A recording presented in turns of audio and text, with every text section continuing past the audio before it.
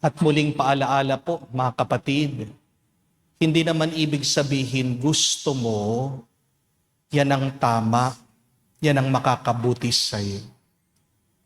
Dahil maaaring hindi mo gusto, mukhang hindi mabuti, pero kung yan ay kagustuhan ng Diyos, kalaunan, yan ang makakabuti sa'yo. You may not want it, but if God wants it, then choose it for your healing, for your strengthening, for your sanctification. Tandaan natin ang ginawa ni Saint Bernadette doon sa Lourdes. Pinainom siya ng maputik, maduming tubig, pinakain siya ng mapait na halaman.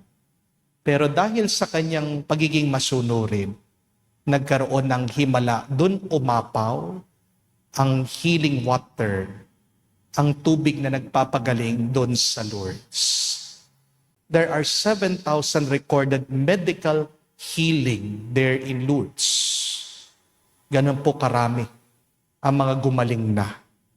Pero paano nag-umpisa? Dahil sa katapatan, pagsunod ng isang dalaga.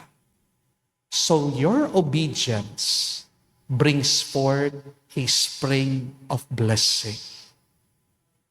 Always remember that God blesses obedient hearts. Are you obedient? Ask yourself.